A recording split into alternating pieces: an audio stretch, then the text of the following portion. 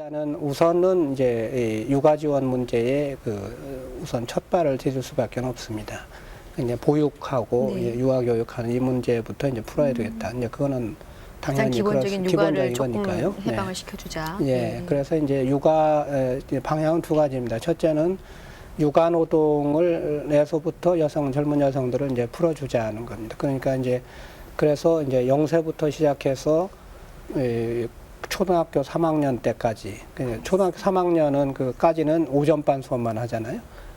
그러니까 이제 0세부터 이제 학교 들어가기 전, 학교 들어가서도 오전에는 학교를 하지만 오후에는 방과 후 교실 네. 이런 거를 해가지고 일하는 어머니가 퇴근할 때까지는 학교에서 맡아줄 수 있게. 그래서 일하는 어머니들이 아침부터 저녁 때까지 애 키우는 그 부담으로는 조금 그 풀릴 순간만은 수 좀 있도록. 벗어날 수 있도록. 그게 이제 우선 첫째고, 두 번째는 지금 부담하고 있는 그 보육비 또는 이제 유치원비 이런 거를 절반 수준으로는 이제 내리고 나머지는 나라가 부담을 하려고 합니다. 그러니까 그거는 이제 소득 차 등을 두기 때문에 집마다는 좀 다르겠습니다. 그러나 가난한 그 가구는 전액 부담을 해주고, 이제 중간 정도에는 현재 한 50% 수준, 그리고 이제 좀 여유가 있으신 가정은 조금 더 본인이 부담하시도록 하지만 평균적으로는 50% 정도로 낮추려고 하고, 어떻게든지 돈을 마련해서 이번 정부 이내에 그 두 가지는 해결을 하려고 합니다. 이제 우선 그게 첫째고요. 이제 두 번째는 이제 여성들이 그 직장 내에서 임신 출산 때문에 손해 보고 차별받는 일은 없게 해야지 되겠다.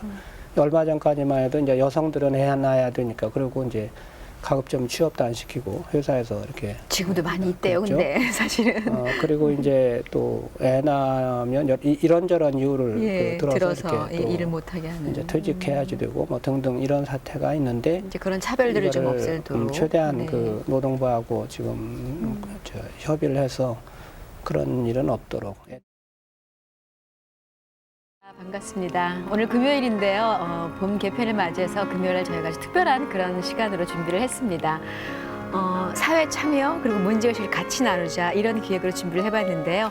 영유아는 나라의 미래다, 이런 타이틀로 준비를 했는데, 글쎄 영유아가 나라의 미래다, 이 얘기에 대해서 다른 생각을 가지신 분들은 안 계실 것 같아요. 그만큼 참 중요한 사안인데, 또 예수님께서도 항상 아이들에 대해서 참 많은 말씀 해주셨습니다.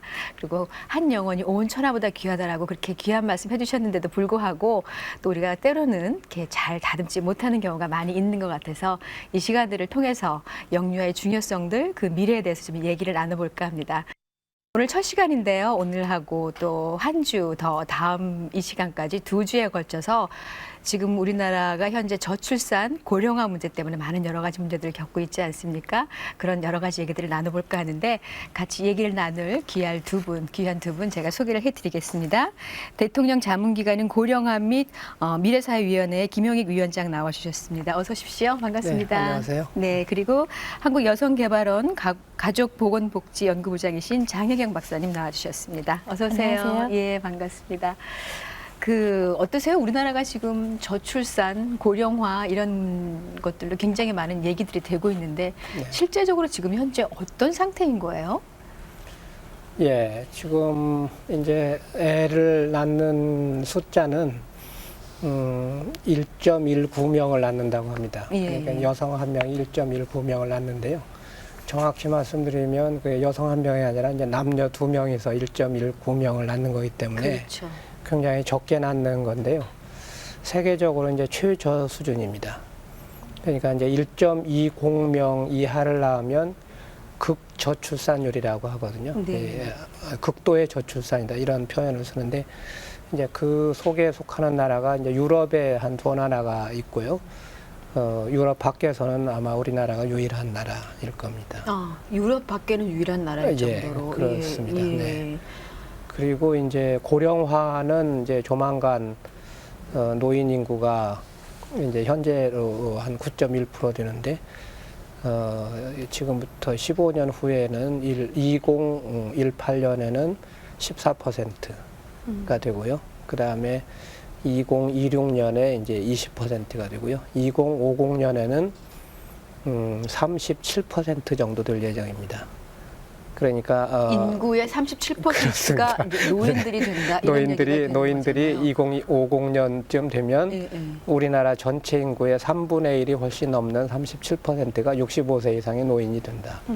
그렇게 이제 예측되고 있습니다. 네.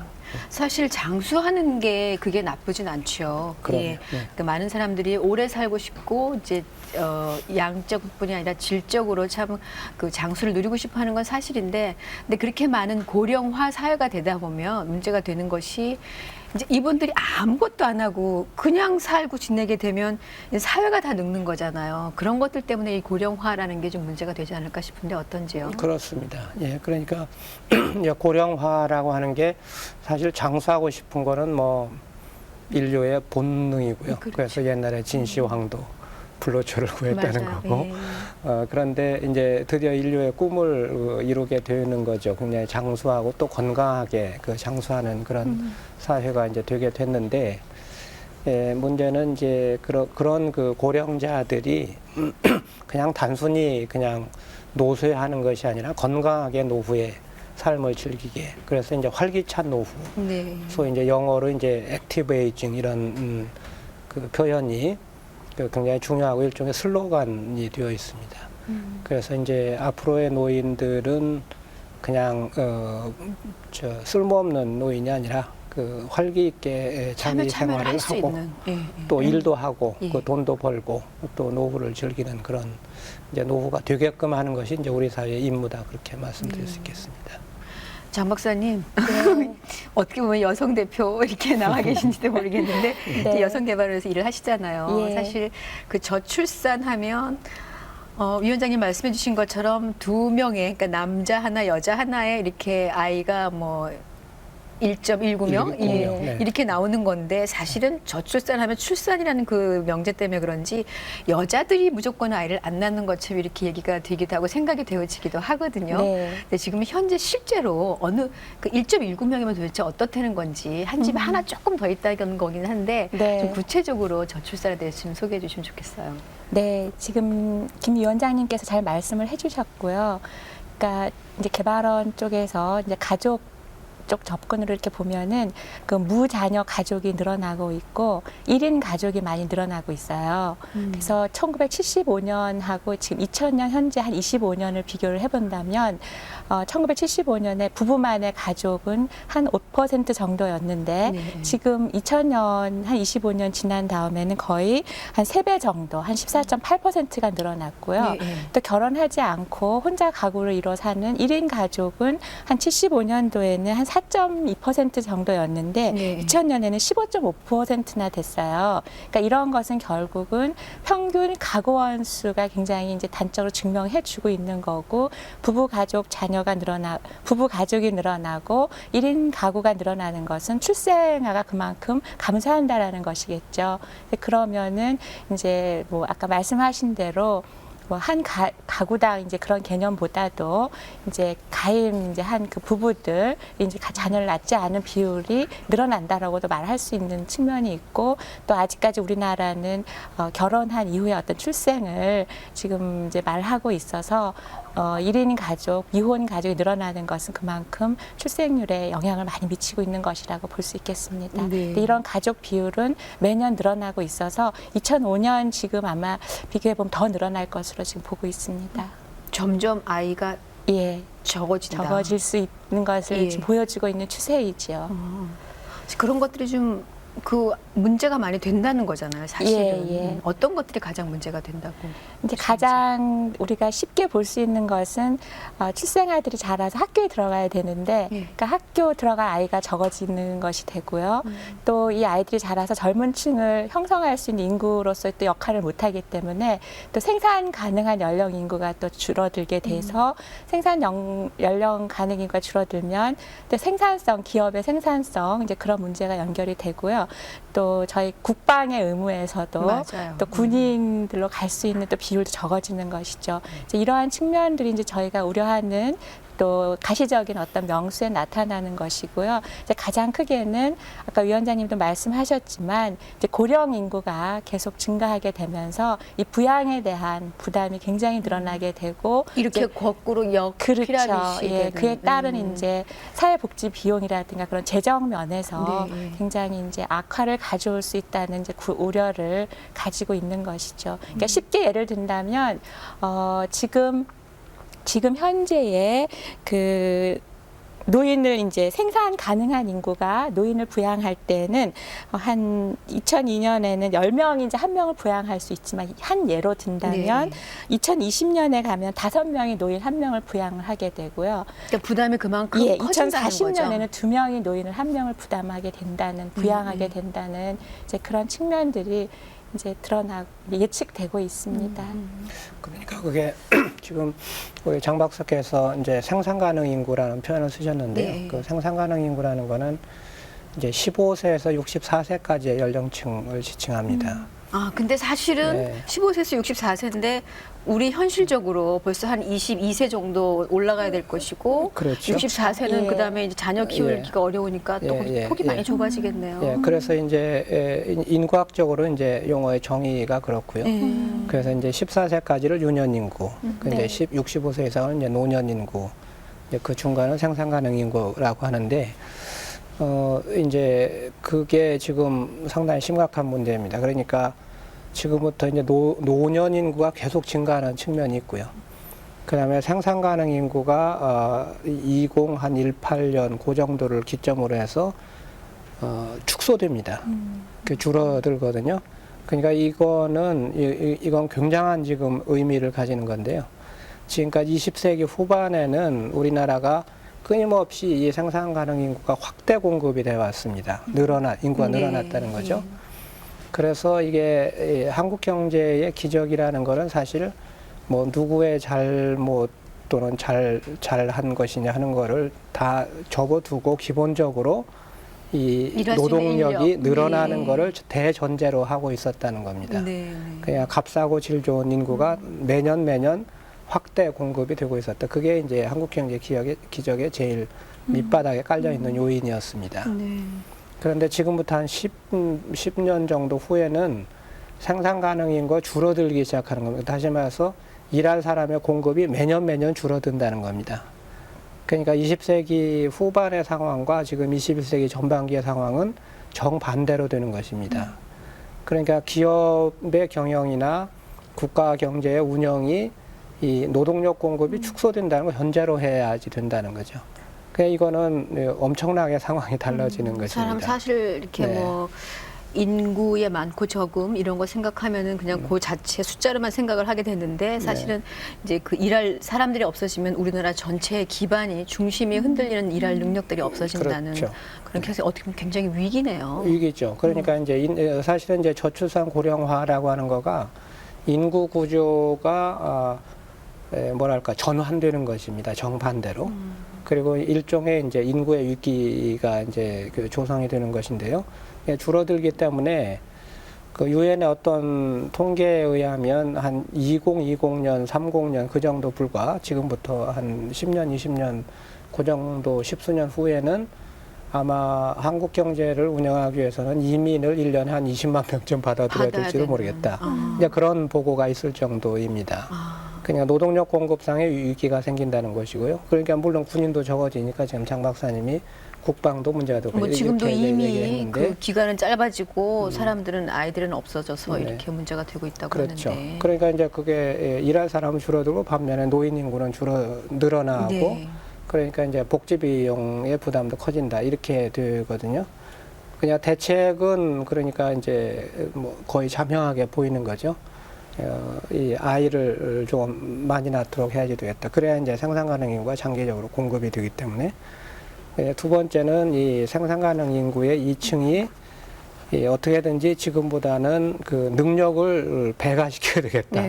한 사람이 2명, 3명의 소위 일당백이라는 그 표현도 있지만 그렇게는 못하더라도 생산성을 능력을 1.5배 내지는 2배 이렇게 늘려나가는 전략을 이거는 필수적으로 써야 됩니다. 그러니까 우리나라의 교육계 전략 또 이 보육 애를 키우는 전략 이거가 지금과는 굉장히 달라져야지 된다는 게 이제 굉장히 중요합니다.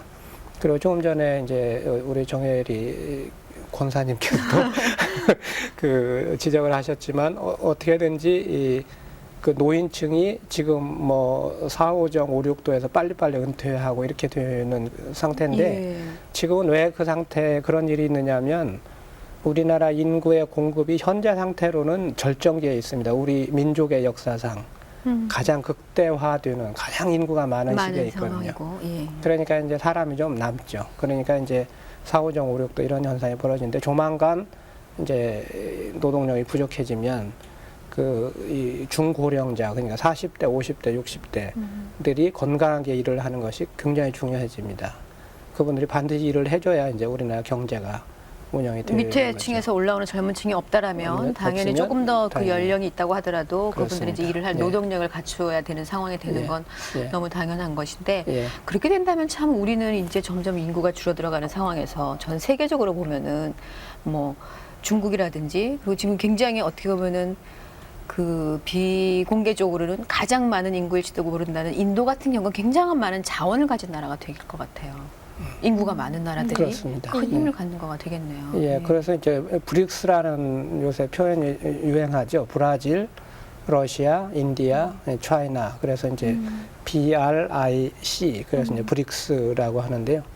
그 인구 대국인 그 4개의 그 브릭스 나라들이 이제 잠재적으로 그 앞으로 그 세계 경제를 이끌어갈 가능성이 있다. 그래서 이제 그 지금 현재 OECD의 바로 뒤에 그 브릭스의 경제권이 있다. 이렇게 이제 생각을 하는 거죠. 그래서 이제 우리도 그 굉장히 이제 문제입니다. 그러니까 우리 옆에 있는 일본 또 이제 중국 그다음에 이제 한국 그리고 뭐 옆에 있는 또 인도 뭐 이런 나라들이 잠재적으로 다 우리 현재도 경쟁국이고 앞으로도 경쟁국인데 우리 인구의 노동력으로도 엄청나게 구조가 이제 노인 부담이 굉장히 부양 부담이 굉장히 많아지면서 생산하는 게 축소가 되면 이게 국제 경쟁력상의 문제가 생기는데 그 나라들 중에 제일 그 노인 부양비가 높을 나라는 일본입니다.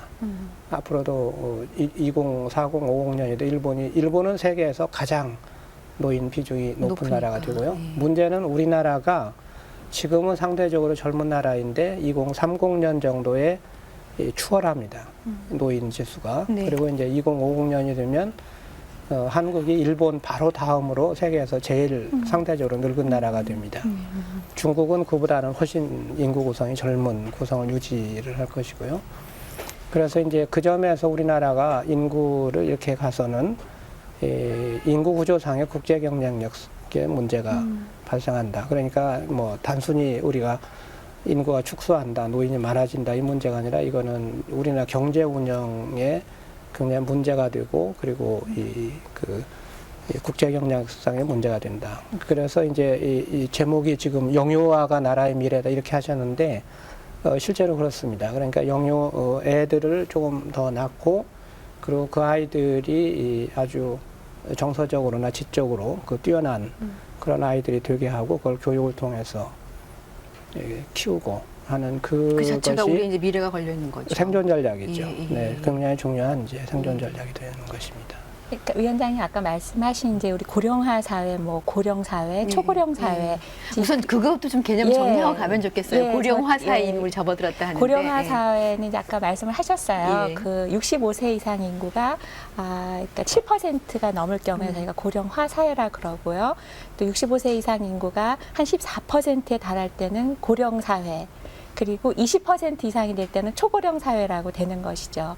그러니까 65세 이상 인구가 그 나라 인구의 20%를 차지할 때는 이제 초고령 사회로 되는데 우리나라는 이미 이제 아직 지금 고령화 사회에 이미 들었었어요. 그렇죠. 2000년에. 근데 이제 2019년에 가면 이제 고령 사회가 되는 거고요. 또 2026년에 가면 초고령 사회가 되는데 고령 사회에서 고령화 사회에서 고령 사회 가는 기간, 또 고령 사회에서 초고령 사회 가는 기간이 굉장히 짧다라는 것이에요. 우리나라가 유난히 짧은 거죠. 이제 일본도 사실은 좀 짧았긴 한데요. 일본은 고령화 사회에서 고령 사회로 가는데 한 24년이 걸리는데 우리는 19년 정도. 왜 이런 것도 빨라요?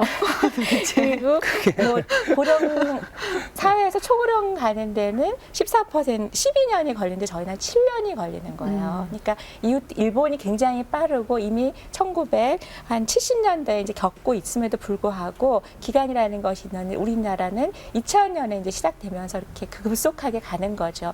근데 이제 프랑스나 그런 경우를 보면은 115년 뭐 80년 외국의 경우는 그러니까 그런 기간인데 이제 그런 측면에서 너무 준비 기간이 없게 되고 이제 그런 이제 준비 기간이 없으면 아까 말씀하신 대로 생산 이제 인구들이 있어서 그러니까 일을 하고 세금을 내서 조세를 그러니까 형성을 하고 한편에 또 노인 인구가 많아지면 복지 비용이 또 들어가야 되는데 이제 이게 안 맞는 거죠. 그래서 말씀하신 것처럼 영유아 이제 아이들한테 이제 기대를 해보는 이제 그런 것이 중요하고 또 다른 것도 같이 병행해서 해야 되지만 이 시점에서 그래서 보육이 그렇게 중요하게 이제 강조하고 있는 것이라고 생각을 합니다.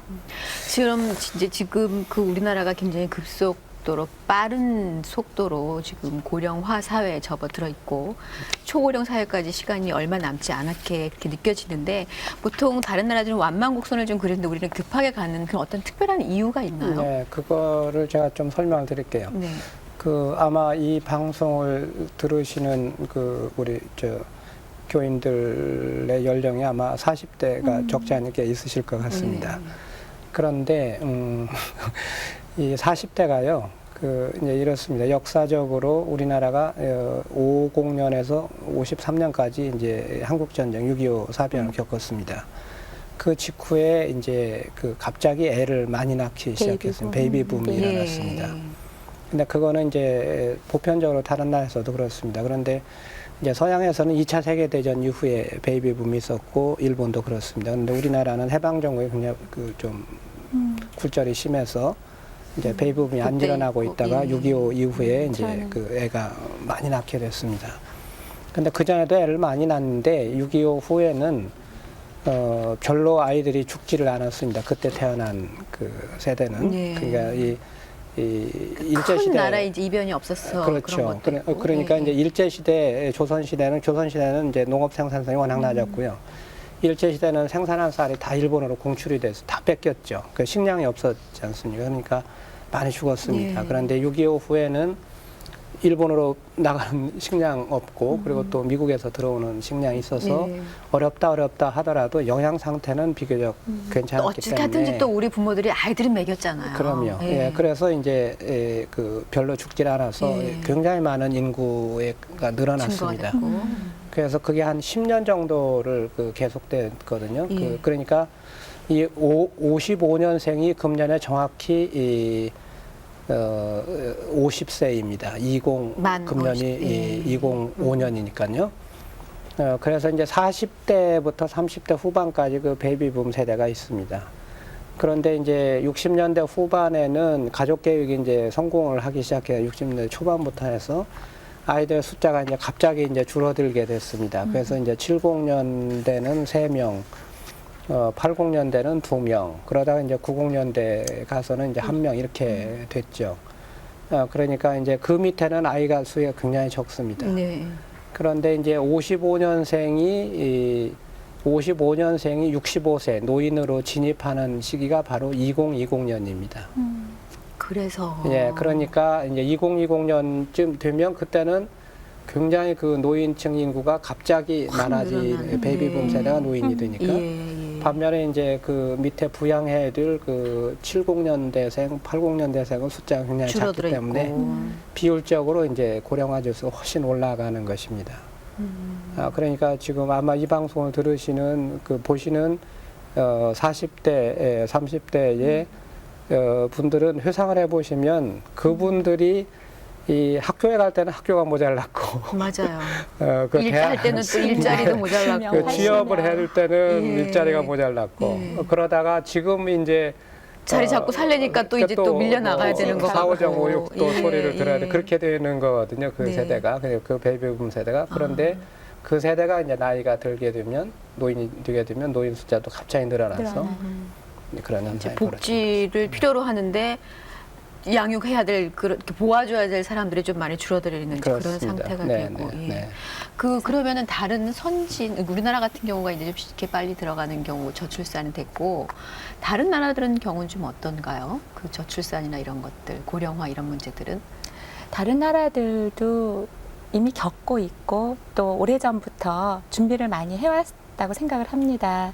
그래서 다양한 이제 그냥 근본적으로 위원장님 그 복지 시스템이 다른 나라들은 좀 유럽 선진국들은 좀 다르게 형성이 좀 잘 되어 있지 않습니까? 그렇죠. 그런 면에서 일단 대처할 수 있는 이제 그런 준비가 되어 있고 그런 게 좀 이제 많이 되어 있고 또 오늘 이제 우리가 주제로 많이 얘기하게 될 영유아 관련해서 보육 이제 이런 정책들이 많이 활성화되고 있고 이제 중요하게 이제 부각되는 것은 재정적으로 많이 지원을 하고 있다는 것입니다. 근데 이제 우리나라는 아직 그런 면에서 좀 준비가 덜 돼 있는 상태에서 재정적 직접 지원은 좀 어렵지만 이제 보육이나 또 이런 또 기업의 도움을 얻어서 또 다양한 정책들을 지금 많이 노력하고 있고 고령화 및 미래사회위원회가 이제 그걸 중점적으로 지금 대책들을 논하고 있는 것을 알고 있습니다. 네.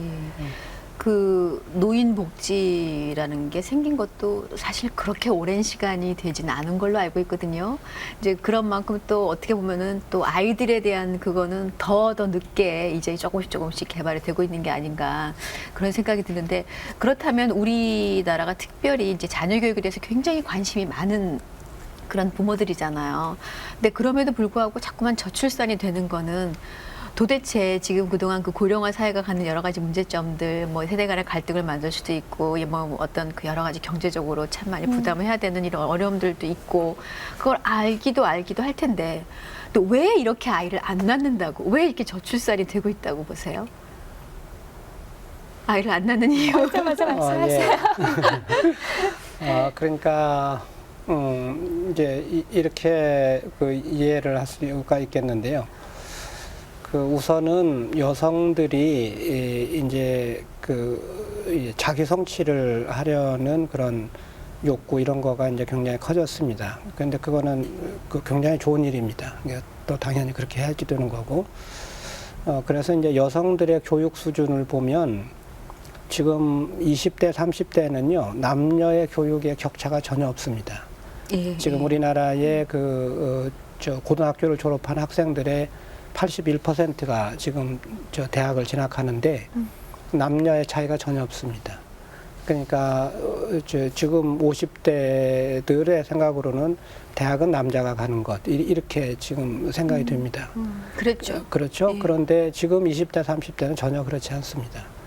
그러니까 이제 대학 이제 교육을 받고 또 이제 자기 성취를 사회경제에 참여를 하고 자아 실현을 하고 싶어 하고 뭐 그거는 그렇게 돼야지 되는 거죠.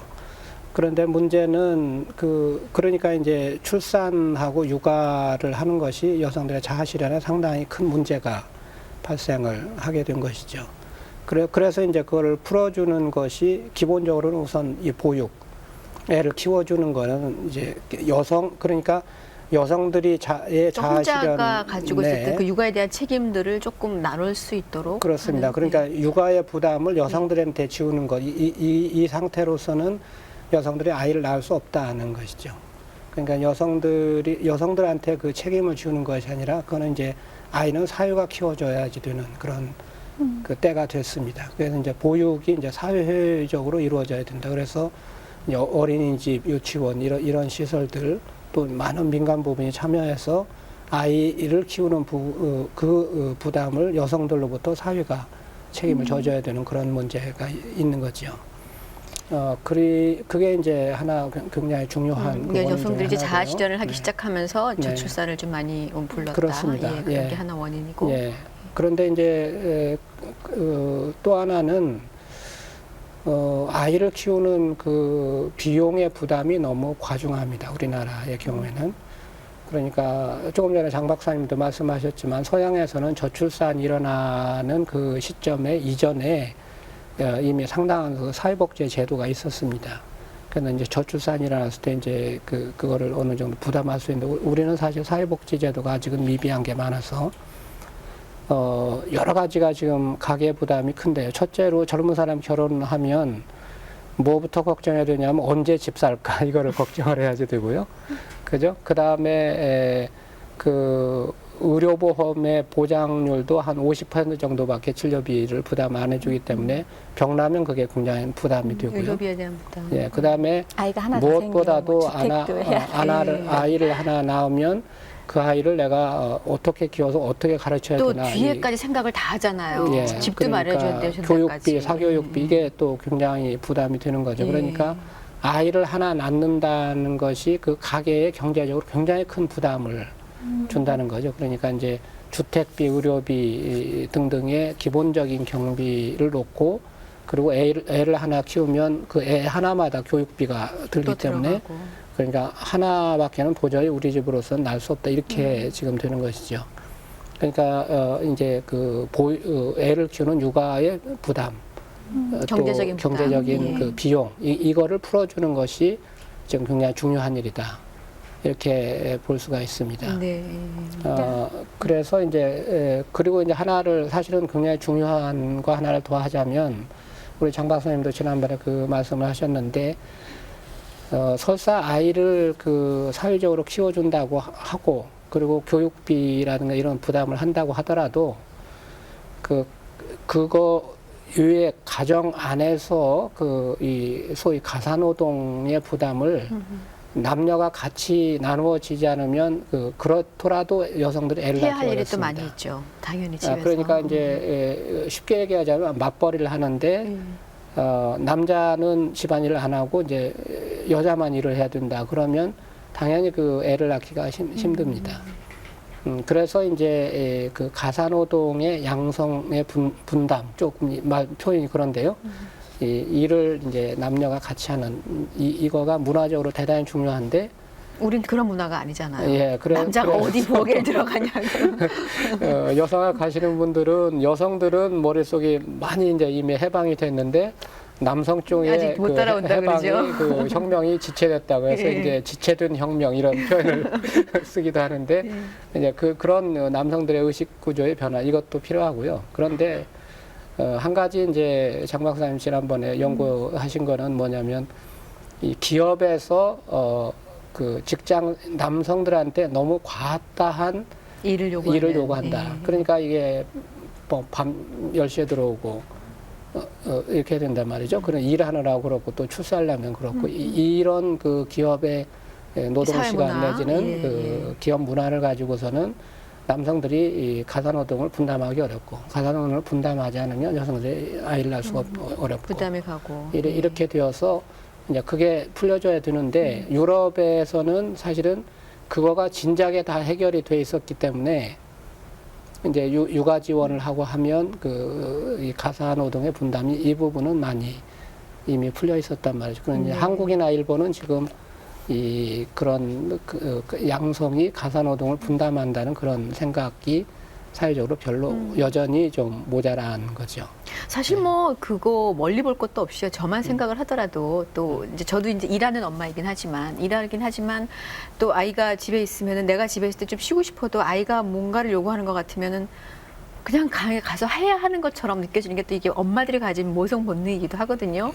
이제 그런 것들이 사랑이 아니고 많이 힘들어지면 아이를 낳는 걸 좀 많이 부담스러워할 수도 있겠다. 그러니까 그런 식이 자꾸 커지다 보니까 이제 출산을 기피하는 일이 되는 것 같기도 한데 장 박사님은 어떻게 다른 일들이 또 있다고 더 보세요? 아니 지금 이 원장님께서 중요한 아주 잘 말씀해 주셨어요. 근데 이제 우리나라 이제 사회 경제적 전반의 이제 환경을 이제 한 5가지 측면에서 분석을 해보았습니다. 그러니까 하나는 정말 지금 가장 아까 말씀하신 것처럼 자녀와 여성과 관련된 그 요인이 굉장히 크게 이제 지금 부각되고 있고 그것을 고려하지 않으면 해결의 실마리가 이제 어렵다. 그래서 자녀 양육에 대한 어떤 사회적 합의, 이제 가정과 직장과 사회와 국가가 이제 함께 해가야 되는 것이죠. 그런데 이제 자녀에 대한 생각들이 굉장히 많이 바뀌었어요. 그러니까 예전에는 자녀에 대해서 어떤 심리적이나 물질적인 혜택에 대해서 많이 기대를 하고 있었는데 아직은 정서적으로는 좀 가깝다 할지라도 자녀에 대한 기대가 굉장히 들은 거죠. 하나는. 또 하나는 이제 아까 말씀하신 것처럼 자녀와 관련된 직접적인 비용, 예를 들면 보육비, 교육비. 그런데 여성이 또 사회 활동함으로써 얻을 수 있는 어떤 비용이 있는데 자녀에게 투자함으로는 인해서 상실되는 또 기회 비용의 어떤 문제들, 이제 그런 것들이 또 이제 굉장히 작용을 많이 하고 있고요. 그다음에 이제 아까 이제 시기적으로 많이 훑어주셨지만 그 청년층 실업이 참 많았고 또 경제 여건이 너무 어려워요. 그래서 중장년들 층에서도 조차 실업의 어떤 또 퇴직의 위험 그런 어려움이 있어서 실질적으로 또 자녀를 더 교육하는데 비용이 많이 드는 거죠. 그러니까 그런 면에서 이제 아이를 또 줄일 수도 있는 그런 위험도 있고요.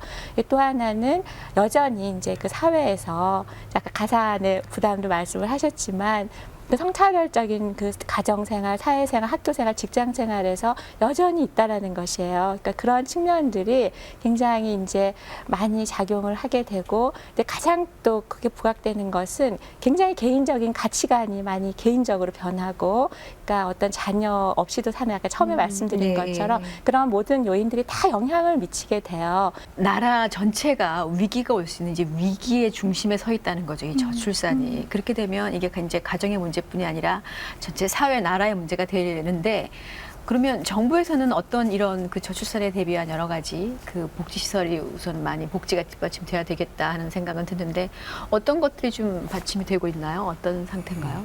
그래서 지금 이제 그 많이 그 이제 얘기가 진척이 됐는데요. 그게 그 흔히 애를 안 낳는다 그러면 흔히들 이제 어떻게 생각하냐면 저 따옴표 치고 요즘 여자들은 좀 되바라져서 이렇게 생각을 하는 자기 하고 싶은 대로 하려고 네. 뭐 이렇게 좀 요새들은 뭐 잘나가지고 뭐 이렇게 이제 생각을 하는데 전혀 그게 아니라는 것이고요. 그러니까 전혀 상관이 없는 것이 저출산하고 대단히 관계가 있습니다. 지금 예를 들어서 남자들이 직장에서 밤늦게까지 일을 해야만 되는 상황, 이게 저출산하고 관계가 있다는 거죠. 그 다음에 예를 들어서 집값이 굉장히 비싸다. 집값이 계속 오른다. 이것도 저출산하고 관계가 있는 겁니다. 끊임없이 그쪽만 매달리니까. 예. 그리고 이제 이게 사교육비가 엄청 비싸. 이게 교육문의 문제가 아니라 이런 거죠. 저출산과 연결되고. 그다음에 이게 젊은 사람들이 결혼하기를 두려워하는 게 어느 점에서는 상당한 불안감이 있어서 그렇습니다. 예를 들어 직장이 불안정하니까, 뭐 비정규직이니까. 네. 그다음에 이게 뭐 언제 잘릴지 모르니까 뭐 이런 거죠. 그러니까 이게 고용을 안정시켜 주는 거 이게 굉장히 저출산하고 지금 관계가 있다는 거죠. 그러니까 그게 저출산이 절대로 여성 하나의 책임이 아니고 이게 사회가 굉장히 많은 그 구조가 지금 여성들을 굉장히 힘들게 만드는 구조가 있고 그것이 저출산으로 지금 부메랑이 돼서 돌아오고 있다. 이렇게 이제 이해를 해야지 되는 거거든요. 젊은 남녀를 굉장히 힘들게 하고 특히나 젊은 여성을 힘들게 하고 이게 자아 실현을 어렵게 하고 이런 문제가 지금 있는 거죠. 그러니까 그거를 이렇게 풀어줘야지 되는데 물론 이제 정부의 정책을 이제 그 질문하시니까 이제 제가 말씀을 드리자면 그래도 일단은 우선은 이제 육아 지원 문제에 그 우선 첫 발을 디딜 수밖에 없습니다. 이제 보육하고 네. 유아 교육하는 이 문제부터 이제 풀어야 되겠다. 이제 그거는 당연히 기본적인 육아를 조금 거니까요. 해방을 시켜주자. 예. 네. 그래서 이제 육아 방향은 두 가지입니다. 첫째는 육아 노동을에서부터 젊은 여성들을 이제 풀어주자는 겁니다. 그러니까 이제 그래서 이제 0세부터 시작해서 초등학교 3학년 때까지, 초등학교 3학년은 그까지는 오전반 수업만 하잖아요. 그러니까 이제 0세부터 이제 학교 들어가기 전, 학교 들어가서도 오전에는 학교를 하지만 오후에는 방과 후 교실 네. 이런 거를 해가지고 일하는 어머니가 퇴근할 때까지는 학교에서 맡아줄 수 있게. 그래서 일하는 어머니들이 아침부터 저녁 때까지 애 키우는 그 부담으로는 조금 그 풀릴 순간만은 수 좀 벗어날 수 있도록. 그게 이제 우선 첫째고 두 번째는 지금 부담하고 있는 그 보육비 또는 이제 유치원비 이런 거를 절반 수준으로는 이제 그 내리고 나머지는 나라가 부담을 하려고 합니다. 그러니까 그거는 이제 소득차 등을 두기 때문에 집마다는 좀 다르겠습니다. 그러나 가난한 그 가구는 전액 부담을 해주고 이제 중간 정도에는 현재 한 50% 수준, 그리고 이제 좀 여유가 있으신 가정은 조금 더 본인이 부담하시도록 하지만 평균적으로는 50% 정도로 낮추려고 하고 어떻게든지 돈을 마련해서 이번 정부 이내에 그 두 가지는 해결을 하려고 합니다. 이제 우선 그게 첫째고요. 이제 두 번째는 이제 여성들이 그 직장 내에서 임신 출산 때문에 손해 보고 차별받는 일은 없게 해야지 되겠다. 얼마 전까지만 해도 이제 여성들은 해놔야 되니까, 그리고 이제 가급적 취업도 안 시키고 회사에서 이렇게 지금도 많이 있대요. 그렇죠? 근데 사실은 그리고 이제 또 애 낳으면 이런저런 이유를 들어서 이렇게 또 일을 못하게 하는 이제 퇴직해야지 되고 뭐 등등 이런 사태가 있는데, 이제 그런 차별들을 좀 없애도록 최대한 그 노동부하고 지금 협의를 해서 그런 일은 없도록, 애 때문에 그렇게 하는 건 없도록 그렇게 하고, 특히나 이제 그 점에서 이 방송과 언론이 굉장히 중요한 것이 기업들이 그렇게 하지 않는 그런 마음가짐을 가지는 것은 첫째로 중요한데, 사실은 이게 딱 누구 너 이게 아니라 전체적으로 좀 우리 속에 있는 그런 마음밭을 한번 이렇게 다 갈아서 좀 새롭게 시작을 해야 되는 게 아닌가, 좀 그런 생각이 많이 들고, 그 영유아는 나라의 미래다, 오늘 저 시간을 시작하면서 먼저 이제 아주 가장 기본이 되는 저출산, 고령화, 그런 것들로 인해서 영유아가 흔들리기 시작하기 때문에 더더욱 이제 그거부터 붙잡아보기 시작했는데, 첫 시간인데 저희 많은 얘기를 못 나눈 것 같은데 이게 시간이 다 돼버렸어요. 어떤 것들이 문제점인지, 그리고 또 어떻게 좀 대책을 세워나가야 되는지, 그렇다면 또 우리 크리스찬들이 이렇게 영유아의 그 미래를 위해서 어떻게 하는 것들이 정말 지금 순간은 숫자적으로 많지 않지만 그 한 명이 많은 사람의 몫을 감당할 수 있도록 능력 있는 아이로 제대로 잘 키워내는지, 그런 것들이 중요한데, 그런 얘기들은 아무래도 다음 시간 한 번 더 시간을 내주셔서 좀 자세하게 얘기를 나누는 게 좋을 것 같은데요. 그렇게 해주실 거죠? 네. 오늘 나와주셔서 고맙습니다. 네, 감사합니다. 감사합니다. 예. 자, 영유아는 나라의 미래다. 오늘 첫 시간 보내드려 봤는데요. 어떻게 보셨어요? 사실 그 아이 시절에 인격의 80% 정도가 다 완성이 된다고 하지 않습니까? 그만큼 아이들이 참 중요한데, 어른들이 이런저런 이유로 그 지쳐 있다 보면은 그 중요한 시기에 아이들한테 해줄 걸 제대로 못 해주는 그런 것들이 많이 있어서 좀 안타까운 생각이 듭니다. 그런 문제들을 좀 차근차근히 풀어나가고 해결해 나가는 그런 시간으로 이 시간 준비하도록 하겠습니다. 오늘 함께 해주셔서 감사드리고요. 다음 주 금요일 날 영유아는 나라의 미래다도 기대해 주시기 부탁드리겠습니다. 고맙습니다.